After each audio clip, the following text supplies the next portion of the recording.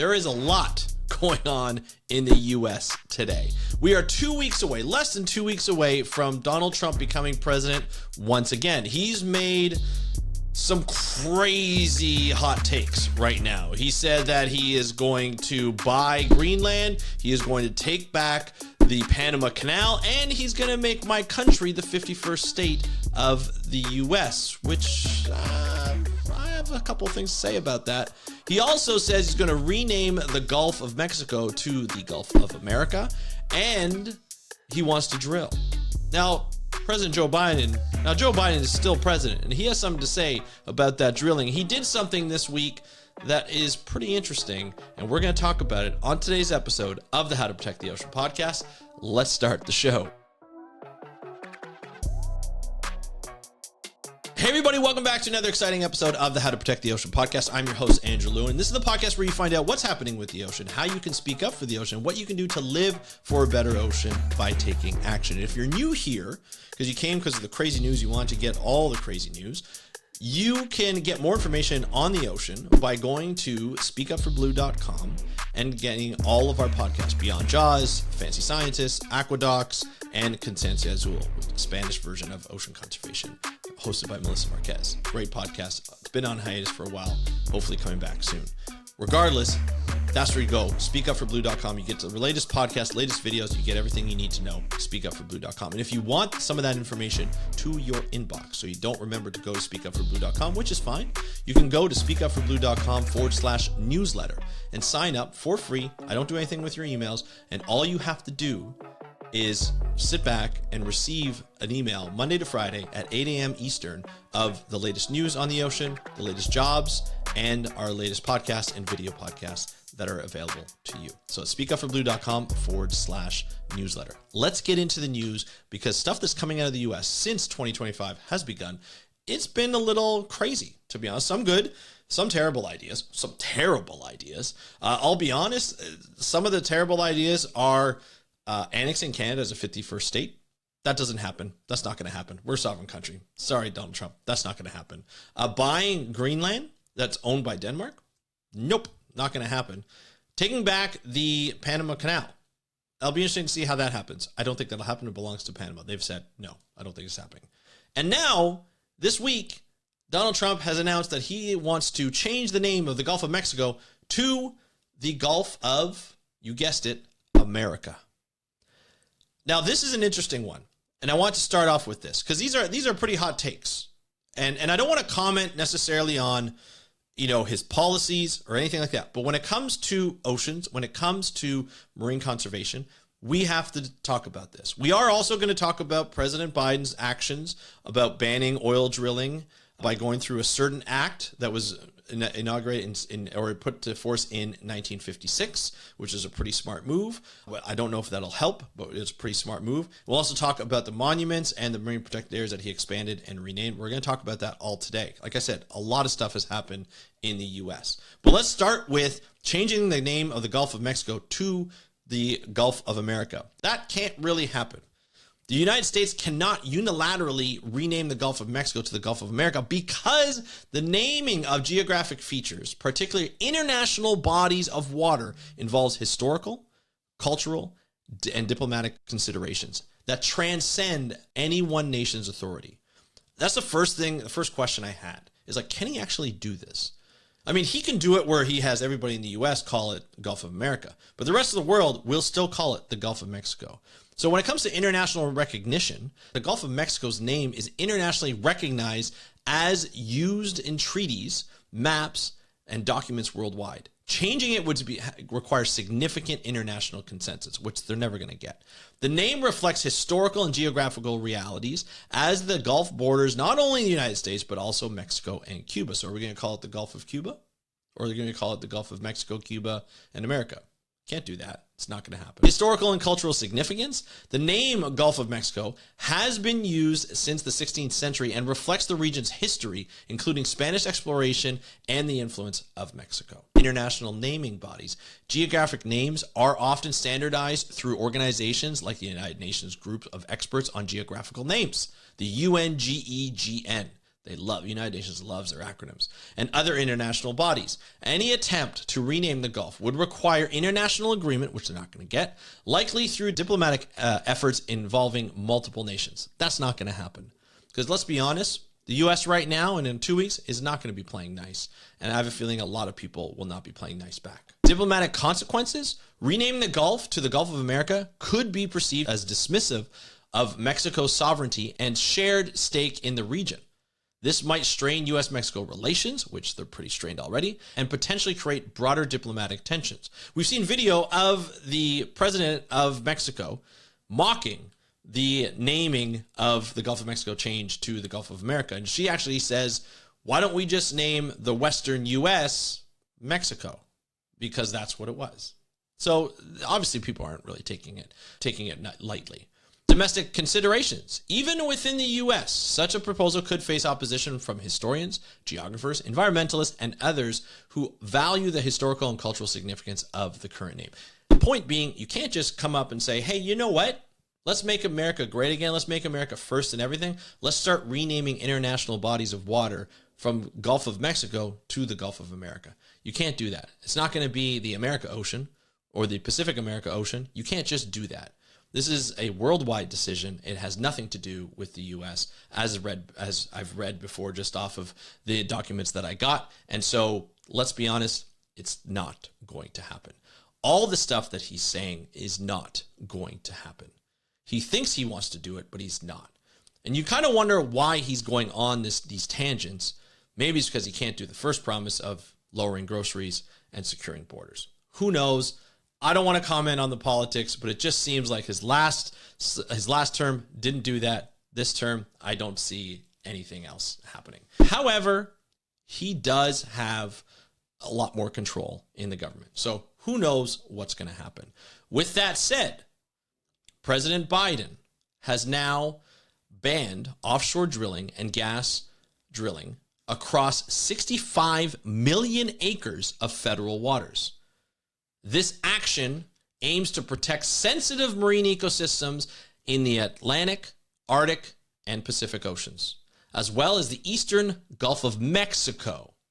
So by implementing this prohibition through an executive order, Biden has made it more challenging for future administrations to reverse the decision. It still can be reversed, though, because according to this article on CNN, and I know it's CNN, I know not a lot of people love CNN, but this article was pretty in-depth in terms of what it did. Biden used and invoked the 1953 Outer Continental Shelf Lands Act. It's a law that gives presidents broad authority to withdraw federal waters from future oil and gas leasing and development. This law does not give presidents explicit authority to revoke the action and place federal waters back into development, meaning President-elect Donald Trump would have to get Congress to change it before he could reverse Biden's move. Now, he can't, so Donald Trump cannot do it just on his own. He can't just come back in and use an executive order to say, hey, we're going to take that 650 million acres of water back and we're going to allow it to be explored for drilling. He's not going to do that, but he needs to get Congress to do that. And he has control of Congress. From my understanding, quite a significant control. So I don't know if he can actually do it in Congress. I don't have full in-depth knowledge of this, of that body of legislation, but I think it'll be interesting to see. What's interesting that I didn't realize is that Trump doesn't like it, obviously, but in his last term in 2020, Trump actually moved to ban offshore drilling while he was president between 2016 and 2020. After proposing a major expansion of offshore drilling early in his first term, Trump in 2020 extended a ban on future oil drilling in the Eastern Gulf and expanded it to the Atlantic coast of 3 states, Florida, Georgia, and South Carolina. Now, I remember at this time it was Republican-held states, and I think that's what they wanted.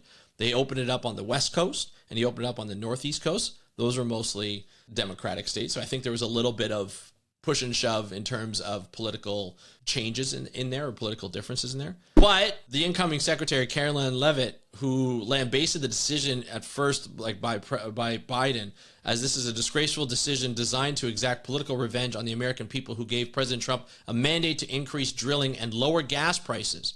Rest assured, Joe Biden will fail and we will, quote, drill, baby, drill. So obviously, A number of oil executives lashed out. They're not happy. But the interesting part of this article that says there's little economic impact that's going to happen here. Quote, this is from Tom Klaza, global head of energy analysis at the Oil Price Information Service. He says, it's not particularly consequential for U.S. exploration and production going forward. He says, noted that there are plenty of existing offshore rigs pumping oil in the Gulf of Mexico, and added that offshore projects typically take 6 to 8 years to even come online. He goes, I don't see it as having a real impact on U.S. supply, exports, and imports. So essentially, U.S. is currently drilling.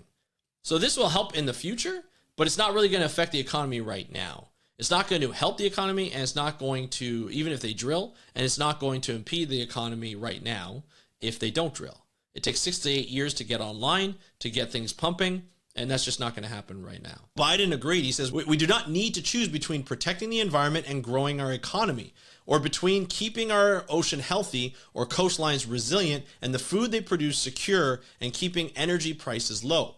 Those are false choices. Now, as you know, President Biden has increased the amount, or through specific legislation, has done a lot to increase the protections of the environment and to do more about the, let's just say, drilling of oil and trying to bring down climate change or reduce climate change.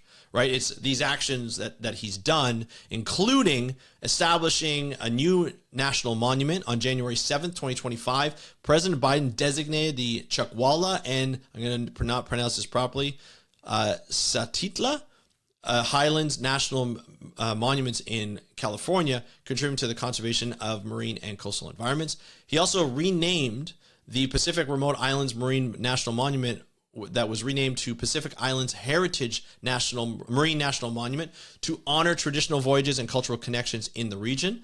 This initiative reflects a commitment to preserving both natural and cultural marine heritage. He also provided more guidance on January 7th, released a guidance to assist companies in obtaining clean energy tax credits under the Inflation Reduction Act of 2022. This act, if you remember, is helping to reduce climate change.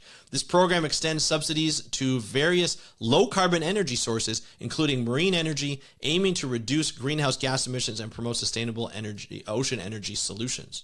So they align with the broader environmental policy goals, including the America the Beautiful initiative, which aims to conserve 30% of the U.S. lands and waters by 2030. So there have been significant changes in policy that the Biden administration has done over the last week. There's also been some significant claims that the incoming president, Donald Trump, has made about what he wants the U.S. to do in the future. Both are having a lot of talks. It's been pretty interesting to see how people feel in the US, in Canada, in Denmark, in Panama. It's really interesting how all of these policies kind of come together. But it really, I think a lot of the claims that Donald Trump wants to do, or things that he wants to do, is not going to turn into anything. It just doesn't look like it can happen, because these are not territories of the US. These are sovereign nations, or part of sovereign nations, and it'll be interesting to see how this goes. Some people are saying don't listen. He's just saying these words for attention. Other people are like, well, he is the incoming president, and some of these words can be very scary to a lot of people in different countries. Hopefully these are just jokes, and he's bored and he's looking for something to do. I don't know. Who knows what it is? Regardless, it's going to be a very weird 4 years in the future. But I would love to hear what you think about all this. Do you think that the 625 million acres that have been set aside or protected through this act, do you think that will work, or do you think that Congress and Donald Trump will ensure that these lands are made available? It'll definitely be harder for them to drill. Will it be worth it? Do you think they'll need to drill anyway, or Donald Trump has always said, we're going to continue to drill and drill and drill to keep money in the country. That could cause oil spills and so forth, so it can affect the ocean environment. But also, he never really expanded too much while he was president the first time. Actually, I think Biden's approved more fossil fuel or more oil drilling than any other president. So I think it'll be interesting to see what happens. But I'd love to hear your thoughts on this. You can DM me on Instagram at How to Protect the Ocean. Do you think any of the claims made by Donald Trump is going to happen? Do you think that he'll rename the Gulf of Mexico? Do you think he definitely won't annex Canada? So you don't even have to answer that. But do you think the land protected by Biden, or the water protected by Biden, will stay protected? I'd love to hear your thoughts on this. I don't have totally in-depth knowledge of the laws and the regulations within the U.S. government, so I'd love to hear from American friends what you think. DM me on Instagram at How to Protect the Ocean. If you want more information and more news about the ocean and how to protect it, you can do so by subscribing to this channel. If you're watching this on YouTube, hit that notification bell to get any notifications of new episodes that I put out Monday, Wednesday, and Friday. And of course, you can just listen to us on Spotify, on Apple Podcasts, on all your other favorite podcast apps. We are there.